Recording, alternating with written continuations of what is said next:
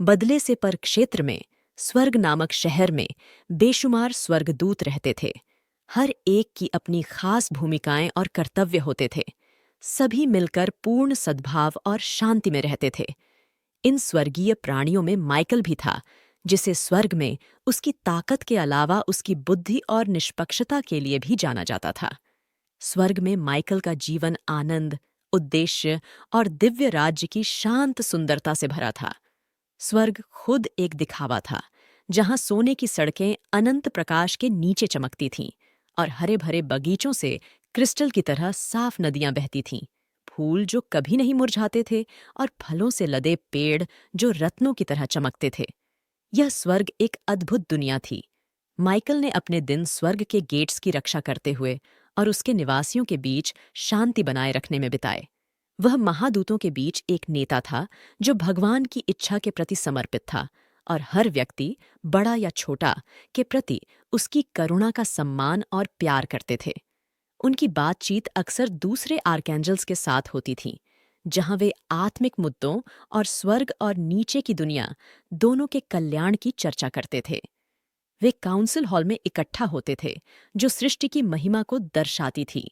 वहां वे अपने ज्ञान को साझा करते और भगवान की स्तुति करते। अपनी जिम्मेदारियों के बीच माइकल को स्वर्ग के चमत्कारों का आनंद मिलता था। वह बगीचों में घूमता रहता था, कभी-कभी अकेले होकर ब्रह्मांड के रहस्यों पर विचार करता था और कभी-कभी साथी स्वर्गदूतों के साथ रहता था। सृष्टि की कहानियों और सर्वशक्तिमान की सेवा करने की खुशी को साझा करता था। स्वर्ग की शांति अत्यंत गहरी थी, जो समझ से परे थी। यह एक ऐसी जगह थी जहां कोई छाया मौजूद नहीं हो सकती थी, जहां हर दिल प्यार से भरा हुआ था और हर आत्मा भगवान के साथ पूर्ण संवाद में थी। डबवर्स से चलता हुआ, लेकिन शांति हमेशा नहीं बनी रह सकती। लूसीफर नाम का एक स्वर्गदूत था जो बहुत खूबसूरत था और मॉर्निंग स्टार की तरह चमकता था। पर लूसीफर का दिल अभिमान से काला हो गया। उसे सबसे ऊपर होना था, भगवान से भी। इससे स्वर्ग में बड़ा दुहक हुआ, क्योंकि ऐसे विचारों से स्वर्ग का प्रेम और एकता टूटने लगा। एक दिन लूसीफर ने भगवान के खिलाफ बगावत की। उसने तीसरे हिस्से के स्वर्गदूतों को मना लिया, उन्हें स्वतंत्रता और शक्ति का वादा करते हुए। लेकिन यह एक बड़ी भूल थी, क्योंकि किसी के प्यार और ताकत से परमेश्वर का विरोध नहीं किया जा सकता था।